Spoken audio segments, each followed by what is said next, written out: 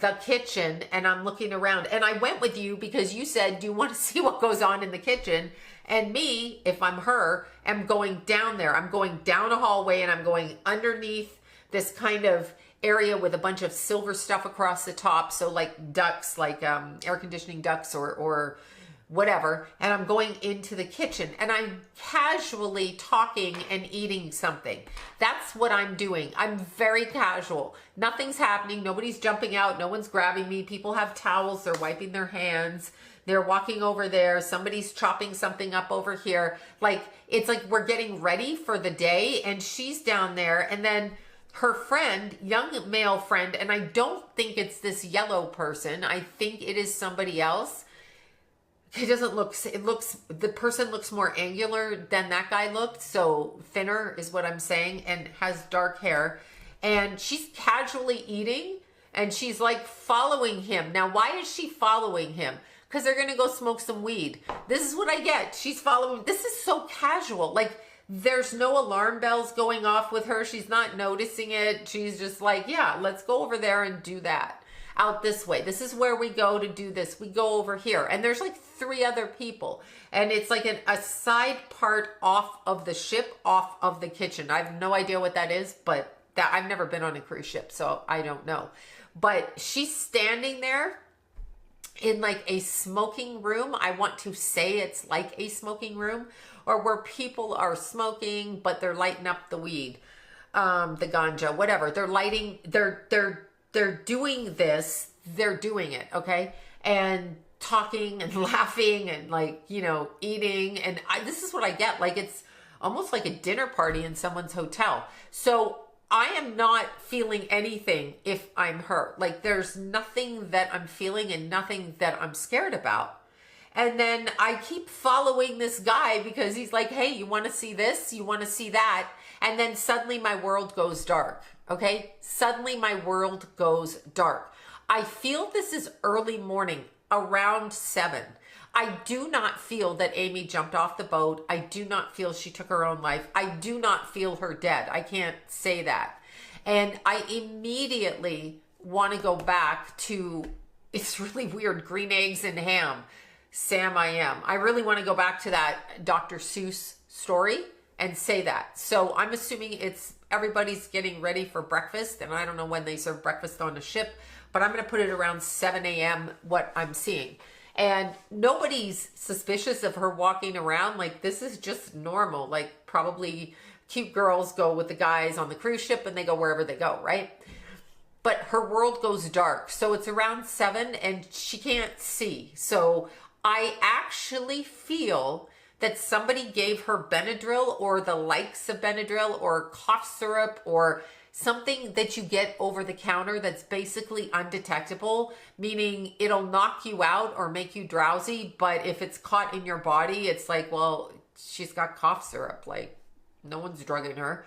It feels like that. It doesn't feel like there was an elaborate drugging scenario going on here, just really casual. Like, I'm going to give you, here, have a shot of this. There's some Benadryl.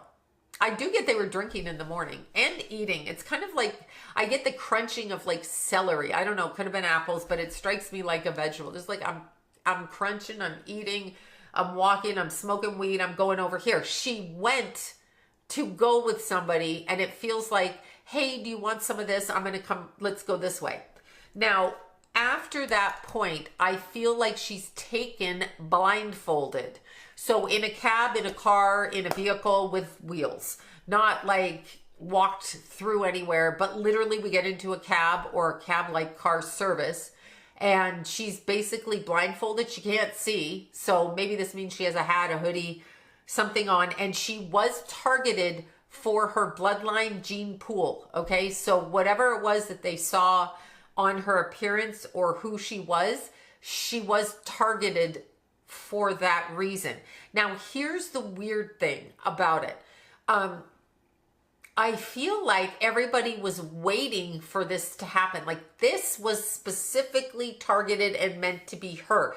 Something about the way she looked. It could have been eye color. It could have been genetics. It could have been her height, her weight, her stature, but that was requested. That was needed. So somebody wanted that specifically and particularly. It was very particular when it came to her. I see her waking up and she's really cold. So this to me is the night after she disappeared. Now, the reason this, take it, leave it, the reason the cruise ship didn't look at it more, and I'm going to say something outlandish here. The cruise ships are a cover up or a blanket for this kind of thing. So they're not going to look for you. They don't have to.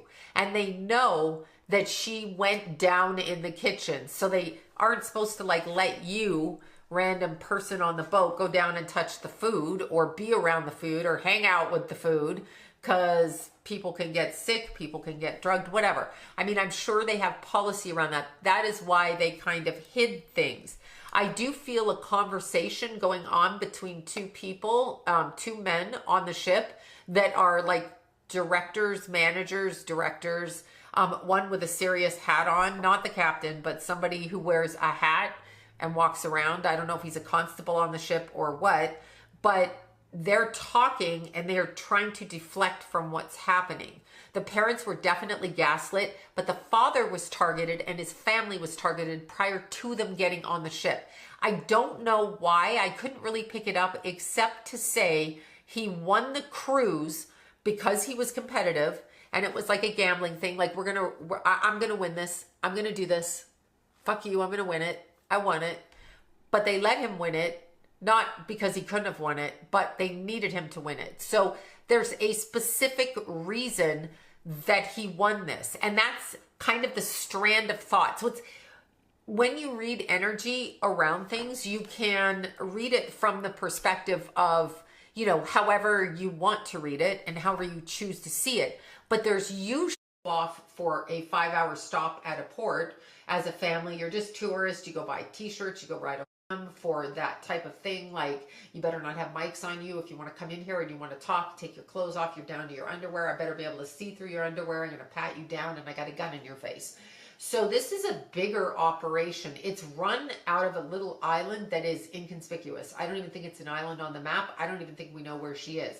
That is the home base for what goes on. And you ask why she doesn't leave. Number one, is she supposed to swim through the ocean? No. Number two, she's watched people be murdered and brutalized, and so that's terrifying to her. And number three, they have a kid and they put a hold and a lock on her for that reason. And that's what I get. No mother's going to jump in the ocean and leave her kid behind. Four, she's not going to leave this circumstance because she can get to her kid, and it's her kid. Like, it's out of her body.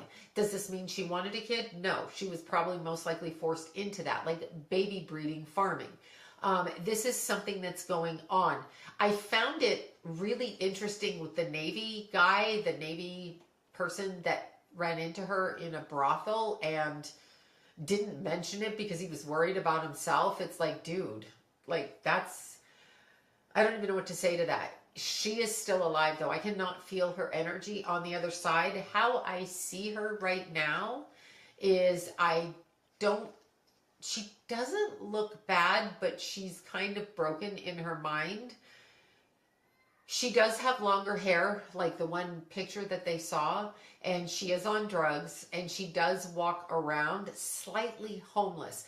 But where she walks around is nowhere where you and I would be. It's not like a typical island where people go. It's off and hidden.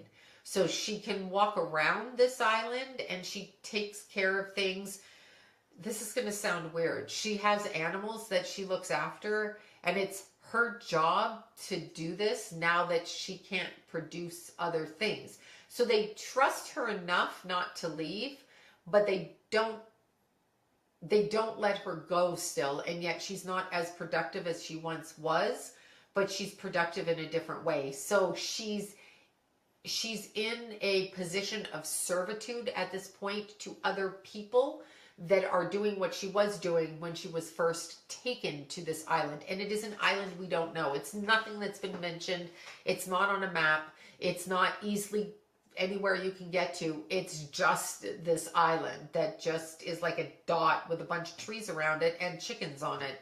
It's really weird. It's an impoverished island, but they're there. They have big time stuff going in there. Sometimes a plane flies there, but the plane is connected to the cruise ships in the bigger port. So this is a trafficking thoroughfare, and they spotted her. But again, I'm going to say this. They spotted her before she got on the cruise. And they spotted her through whatever their beef was with the father. In other words, that sounds weird. And I'm by no means blaming him. Sometimes